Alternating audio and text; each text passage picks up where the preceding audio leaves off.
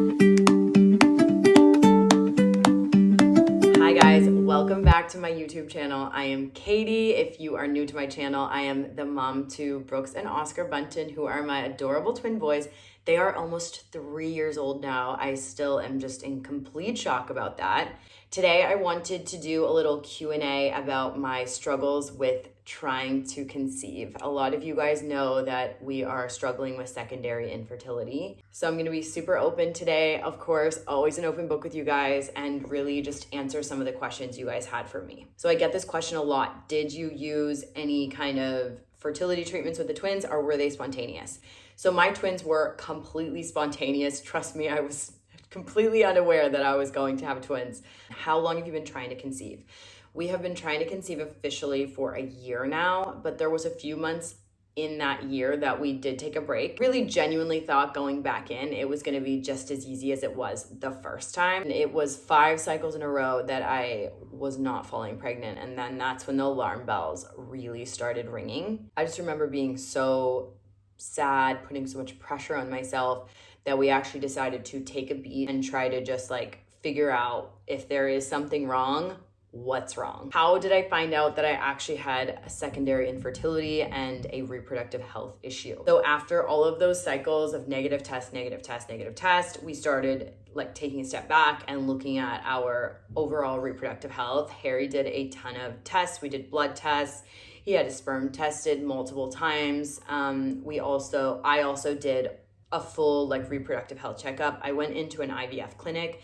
I did the blood test and I had my ovary scan. I found out in the scan of my ovaries that I do have polycystic ovaries. I already knew I had an irregular cycle because I tracked my cycle. So I was unsuccessful getting pregnant for more than 6 months. I had polycystic ovaries and an irregular cycle, and I was basically diagnosed with polycystic ovarian syndrome. A lot of women have the same health condition, undiagnosed with this for years and years and years, and most don't find out they have it until they're trying to get pregnant and they cannot. It's actually the highest reason for female infertility.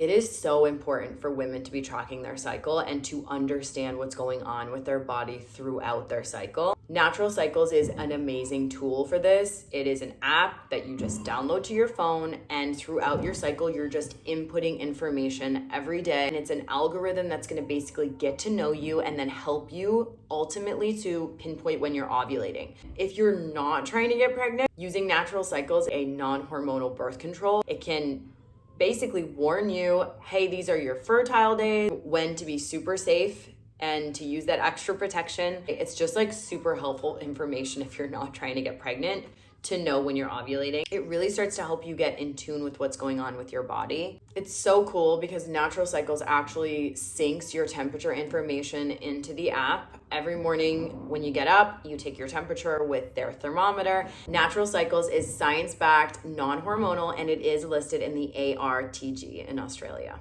I'm also super excited because I do have a code for you guys. If you use the code Katie, you can get 15% off an annual subscription and a free thermometer. I wish I would have known about it sooner, so I really think this can be very, very helpful for you guys.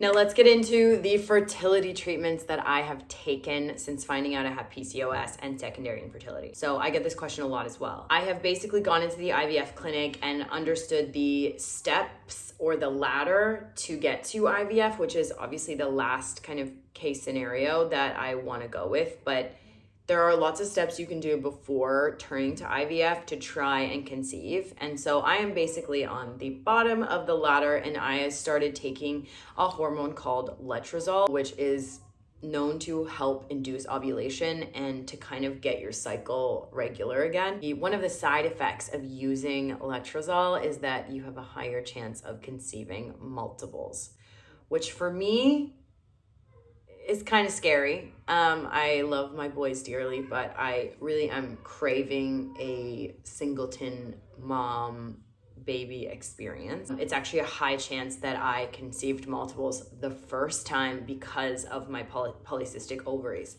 If I have to choose between having no babies or having twins again, of course I'm gonna choose twins. I feel comfortable with the idea that I could have twins again, of course. So I am now in my 4th round of letrozole. You basically take a pill for 5 days at the start of your cycle, and then the idea is that it gives you the hormones necessary to induce ovulation. This is a question I'm getting a ton as well. What lifestyle changes have you made? I'm learning about what's going on with my body and how environmental factors are affecting my fertility big time. So we've made massive changes, big changes and little changes.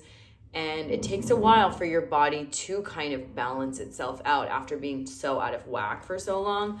I think for me, a big thing has been stress. I am sure you can understand why I've been under an immense amount of stress since having the twins. It's been acutely and chronically stressful being a mom to twins. I've always just put so much pressure on my fitness levels, and I always felt like, well, if I was fit, then I was healthy. And I realized that those two things don't necessarily go together. I may feel confident in a bikini and feel like my body composition is great, but my mental health and my stress levels are not great. And those do damage your physical health as well. That's, I think, a huge part of what's going on with me. We decided to move away from Sydney and move to a small town called Byron Bay. That's a much slower paced lifestyle. We are outside all the time. I feel like I'm getting a lot of medicine just from being in the ocean and the sun and the sand. I've hired an au pair to be those extra hands, to make outings less stressful, to take some of the load off my shoulders of running a house and a home. Those are some of the big changes I've made, and the small changes are what I'm eating. I've changed a lot of the products I use. As I get older, egg quality is a major issue with fertility, so I'm educating myself a ton about that, and I'm just really trying to reset and focus on my mental, physical, and emotional health. And that takes time. I want to leave you guys with this little kind of lesson that I've learned. A year ago, when we started trying to have a baby, I don't know if I was doing very well mentally. I think I was really overwhelmed and struggling. But the idea of getting pregnant again, like, really excited me. And it was almost like I was desperate for something to look forward to, because the current situation was quite overwhelming and stressful for me. And in a weird way, I know it doesn't make sense because it would have just made it more stressful being pregnant and having another baby. But in a weird way, I was really like trying to live in the future. And so since finding out I had PCOS and really making these huge and small lifestyle changes, I weirdly feel happier than ever. I am so much less stressed. I'm so much happier, and in a weird way, I'm enjoying my current life so much right now. I'm not like trying to skip to the next chapter, which is a crazy feeling. Again, thank you guys so much for watching my YouTube video today. If you've struggled with any of the similar things to me, I'd love to hear from you guys. And don't forget, if you want to download Natural Cycles, you can use my code Katie to get 15% off of an annual subscription and also a free thermometer, which I just think is the greatest and most helpful tool for women who are not trying to get pregnant and for women who are trying to get pregnant.